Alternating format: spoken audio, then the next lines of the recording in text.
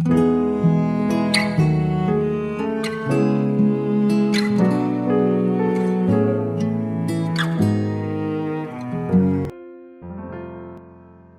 saudara yang dikasihi Tuhan Yesus, selamat malam dan salam sejahtera bagi saudara semua. Saya menyapa bagi saudara yang ada di Indonesia dari Sabang sampai Merauke, baik yang ada di kota maupun yang ada di desa, dan saudara semua yang ada di Malaysia, di Sabah, di Sarawak, di Kuala Lumpur, dan dimanapun saudara semua berada. Senang sekali kembali menjumpai saudara pada saat ini, dan kiranya damai sejahtera dan sukacita daripada Roh Kudus senantiasa melimpah di dalam hati dan kehidupan saudara semua. Dan kiranya saudara semua dalam keadaan baik dan sehat selalu, puji Tuhan. Selamat datang kembali di Pokok Anggur bersama saya Yosia Krispianto. Mari saudaraku, sebelum kita bersama-sama merenungkan firman Tuhan, mari kita satu di dalam doa. Bapa di surga, Bapa yang baik, Bapa yang penuh dengan kasih dan karunia, Bapa yang kami muliakan di dalam nama Tuhan Yesus, kami sungguh mengucap syukur oleh karena pertolongan-Mu, penyertaan-Mu di sepanjang hari ini, sehingga kami boleh dimampukan Tuhan untuk melewati hari ini ya Tuhan, untuk melakukan tugas kami, tanggung jawab kami, serta semua aktivitas kami. Itu semua karena berkat dan pertolongan daripada Tuhan. Dan pada saat ini, kesempatan ini kami kembali rindu untuk merenungkan firman-Mu. Berbicaralah kepada kami ya Tuhan, urapi kami dan jamah setiap hati kami sehingga kami memahami maksud dan kehendak firman Tuhan. Terima kasih Tuhan. Kami siap merenungkan firman-Mu hanya di dalam nama Tuhan Yesus kami berdoa. Amin. Baik saudara, kita akan membaca bersama-sama di dalam Keluaran 14 ayat yang ke-13 bagian A.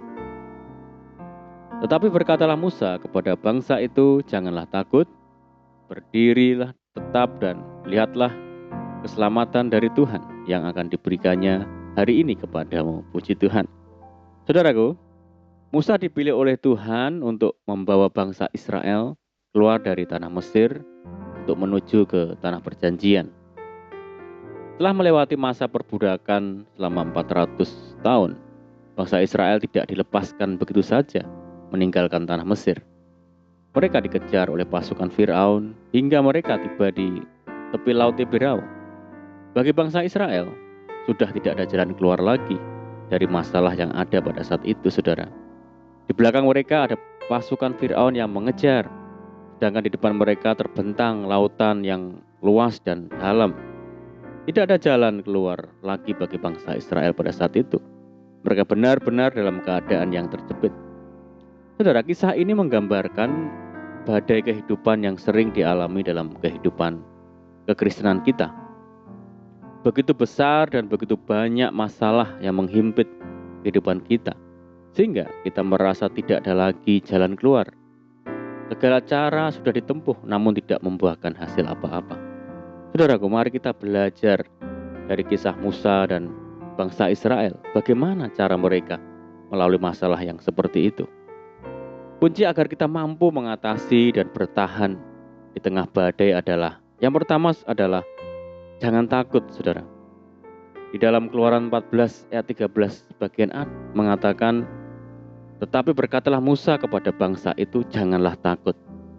Saudara, kita tidak boleh takut terhadap masalah sebesar apapun yang menghimpit hidup kita.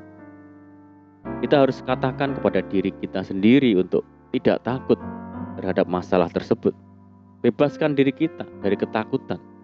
Karena di dalam ketakutan tidak akan ada damai sejahtera. Di dalam Filipi 4 ayat yang ke-7 mengatakan, damai sejahtera Allah yang melampaui segala akal akan memelihara hati dan pikiranmu dalam Kristus Yesus. Mintalah damai sejahtera dari Allah Bapa untuk memelihara hati dan pikiran kita dari ketakutan, saudara. Ketika damai sejahteranya melingkupi hati kita tidak akan pernah merasa takut lagi. Yang kedua adalah tetap berdiri kokoh. Masalah demi masalah mungkin akan membuat kita lelah atau bahkan terjatuh. Satu hal yang membuat kita dapat meraih keberhasilan adalah ketika kita bangkit dari kejatuhan dan berdiri kembali. Bukan seberapa dalam kita terjatuh, tetapi seberapa kuat kita mau berdiri kembali ketika kita terjatuh. Dalam Efesus 6 ayat yang ke-13 mengatakan, Sebab itu ambillah seluruh perlengkapan senjata Allah, supaya kamu dapat mengadakan perlawanan pada hari yang jahat itu, dan tetap berdiri sesudah kamu menyelesaikan segala sesuatu. Saudara, gunakan seluruh perlengkapan rohani yang sudah Tuhan sediakan bagi kita. Firman Tuhan, kebenaran, keadilan, doa, damai sejahtera, iman, dan keselamatan. Dengan bangkit kembali dan tetap berdiri di dalam kebenaran Tuhan, maka kita akan meraih keberhasilan dan kesuksesan di tengah-tengah badai masalah. Yang ketiga adalah percaya pada kuasa Tuhan. Saudaraku, tongkat berbicara mengenai kuasa Tuhan. Dengan tongkat ini, maka Musa dapat membelah laut. Pada kisah sebelumnya, tulah-tulah terjadi melalui tongkat yang digunakan oleh Musa. Di kisah berikutnya pun, Musa juga menggunakan tongkat ini, mengeluarkan air yang dapat diminum oleh bangsa Israel. Dan banyak mukjizat lainnya yang terjadi untuk membuktikan kuasa Allah bagi bangsa Israel. Di dalam kisah para Rasul 1, ayat yang ke-8 mengatakan, tetapi kamu akan menerima kuasa jikalau Roh Kudus turun ke atas kamu. Dan kamu akan menjadi saksiku di Yerusalem dan di seluruh Yudea dan Samaria dan sampai ke ujung bumi. Saudara, kuasa Tuhan telah dicurahkan melalui Roh-Nya yang telah turun dan tinggal di dalam hidup kita. Ketahuilah hal ini dan yakinlah bahwa kuasa Tuhan ada di dalam kita. Kuasa ini adalah kuasa yang sama dengan kuasa yang digunakan Musa melalui tongkatnya. Gunakan otoritas yang telah Dia berikan bagi hidup kita untuk membelah laut di hadapan kita. Yakinilah bahwa kuasa Tuhan dapat digunakan untuk membuka jalan di tengah masalah-masalah yang kita hadapi. Perkatakanlah firman Tuhan, perkatakanlah hal-hal yang positif, dan perkatakanlah hal-hal yang membangun. Dan yang keempat adalah, saudara, bertindak dengan iman. Di dalam Keluaran 14 ayat yang ke-16 mengatakan, dan engkau angkatlah tongkatmu dan ulurkanlah tanganmu ke atas laut dan belahlah airnya, sehingga orang Israel akan berjalan dari tengah laut di tempat kering.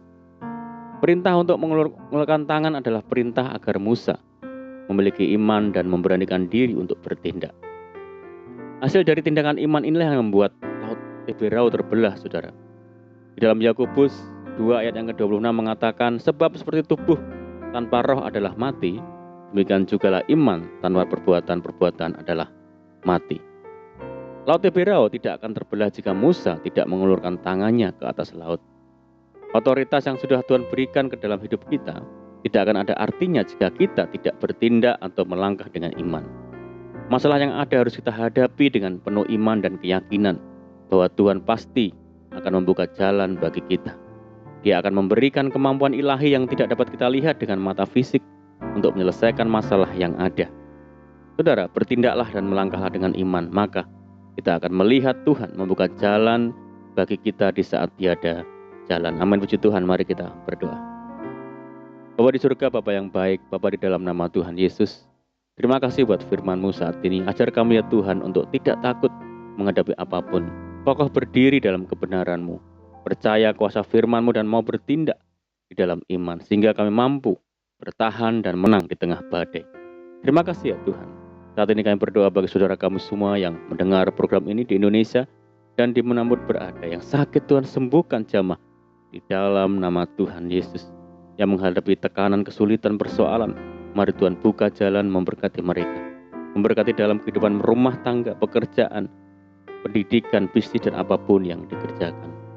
Berdoa bagi saudara kami yang hidup dalam ikatan dosa, mari Tuhan lepaskan, bebaskan di dalam nama Tuhan Yesus. Berdoa bagi bangsa kami Indonesia saat ini menghadapi berbagai macam permasalahan. Tuhan yang pulihkan, Tuhan yang berkati bangsa kami. Terima kasih Tuhan.